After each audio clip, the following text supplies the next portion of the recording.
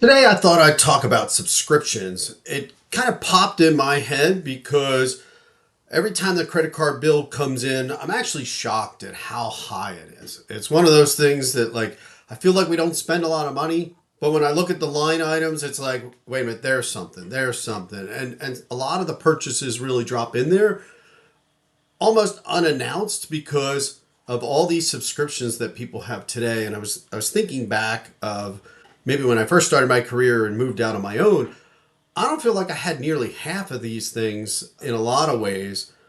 And, are some of these things really impacting, maybe my own retirement or your retirement and your savings? And so I thought I'd dive into these are my numbers as much as I could figure out.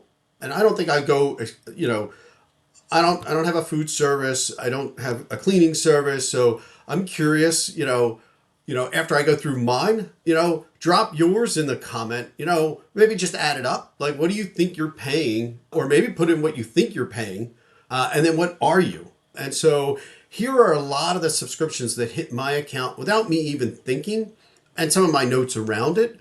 And I'm going to then show what the impact of this is. And I encourage you to do the same.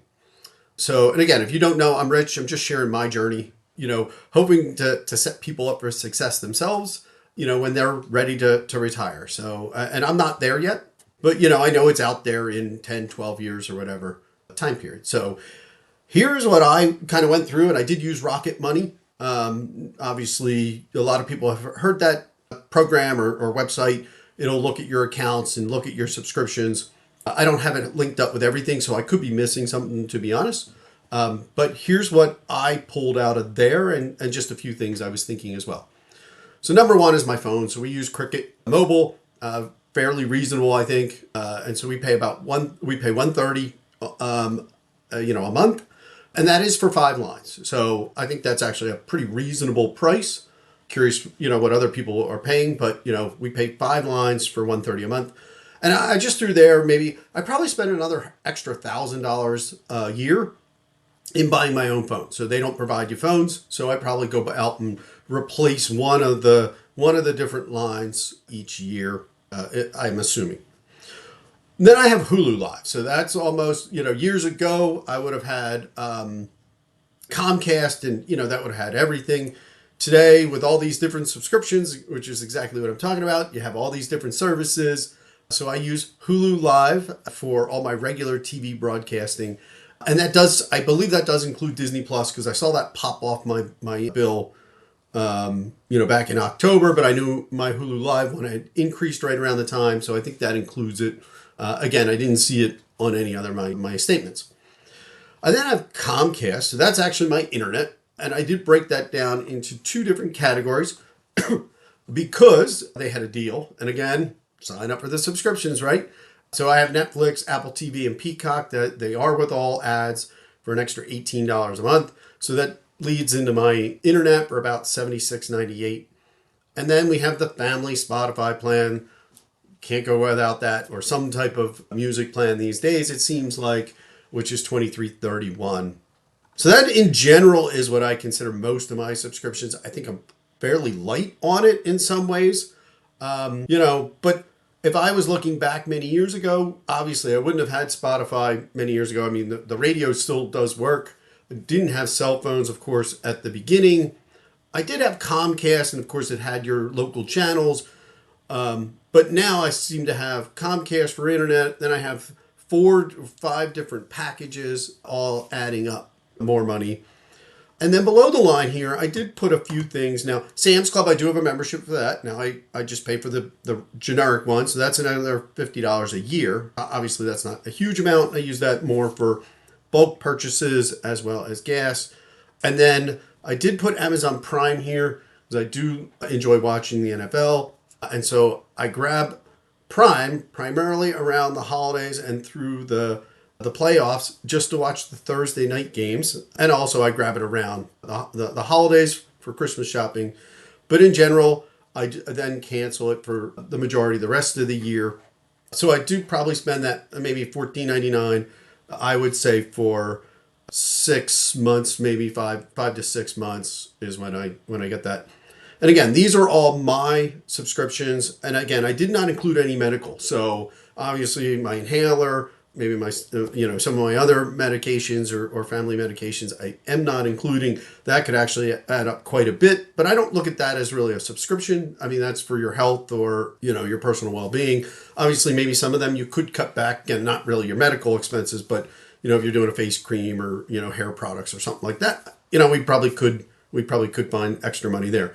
So in all of this, again, I'm going to bring up Dinky Town. We're going to actually see what impact this does to somebody's retirement. But again, I'm not saying all of these I would easily get rid of, but maybe could I get rid of $50 of it? Could I find $100 here? Maybe, maybe not. But again, let's see what the impact of that is and how that could really change your retirement and your savings goals. So before I jump into that, though, I did want to share, here's what the average Social Security benefits are. And I'm doing this more to show you the impact of what the savings could do to add on to the retirement savings. So hopefully you are getting Social Security, you are hitting around the averages. And here are some of the averages. So a retired worker is making about $25,000, a little over $2,000 a month.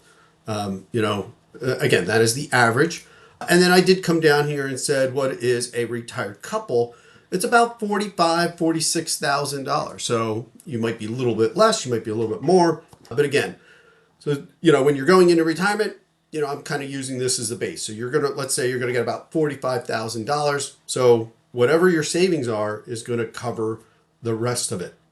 Now, I also wanted to bring up what the average savings are. And so more than anything, I wanted to show the mean.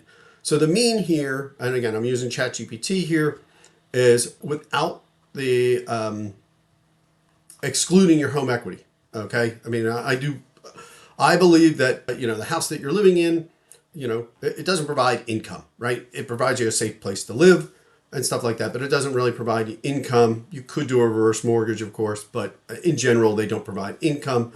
So I wanted to put what the average or median savings were.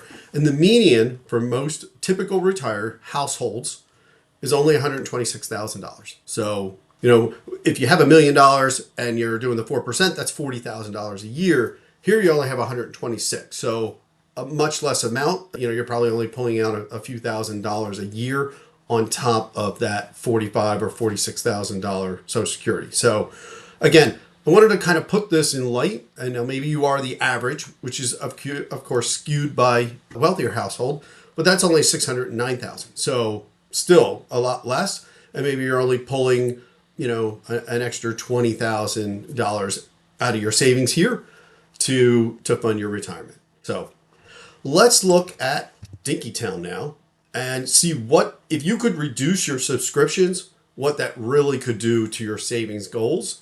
And we're going to put this in here that you have no money today.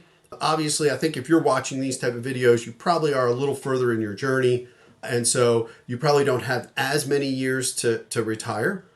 So we're going to start with 20, but we're going to move it up as well to see what impact of that is.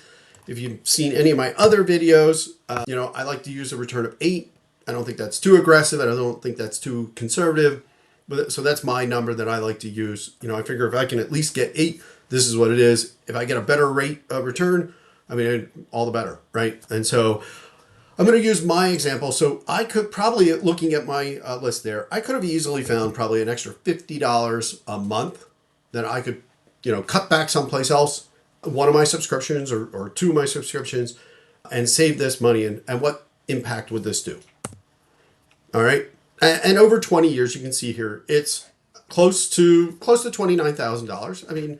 Not a huge amount of money when, maybe the average or the mean already has 125 or something like that. It was, let's come back here and take a quick look at 126, but it is adding on to your income. And of course, probably a lot of people don't even have that. So now if you had 30 years, so let's move it up to 30 years, that's $70,000. So that's almost half or more than half of what the mean already has. So really starting to make some meaningful savings here. I would say that, if you could go all the way up to, if you were able to do this for your whole working career, 45 years, That's almost $250,000. Huge difference, I think. And that really starts to add up. And you could obviously, if you had a few more years, that would even grow even more. Let's go back to the 20 years and say, well, what if you could find $100, right? Instead of the 50. Here you can see 20 years at $100 a month, you have almost $60,000 after 20 years. Now, again, let's move that up to 30 years and you have 141, which is, again, coming back to here, more than the mean has already saved. So again, $100 in subscription savings a month, you could easily have more today than the typical retiree. And let's put that up to our 45 years, which is, generally what I consider, your full working career, around 22 or whatever, all the way to 67, adding that in. Here it is getting close to $500,000, which is putting you much closer to the mean or the average savings. So I thought this was an interesting scenario that, again, I'm seeing all these line items on my credit card, and I thought, are there ways to try to increase my savings to give me more confidence in retirement? And, have you thought about this, right? Have you looked at all the amount of subscriptions that it's costing you and then come into a tool like this and really show the value that could save you in the long run? Again, I'm not saying that all your subscriptions are, extra money and you can cut back. Again, if I'm looking here at my list, again, and you're probably very similar, I just anticipate you're very similar to me, right? You have one person in the house that says, I can't get rid of Disney Plus. I love it, right? And then, oh, wait a minute, we have to have Spotify. Everybody has Spotify. So again, I'm not saying it's an easy decision, but if you could find $50, $100 in all your subscriptions, you can see the impact that could have then in your retirement. So I, hope you found this interesting. And, I'm curious again, what are your subscriptions? Maybe just put the total, right? What might I be missing? And what ones do you really find valuable and you would pay no matter what? Because, they are important and all of these help you in your quality of life. So thank you. Talk to you later.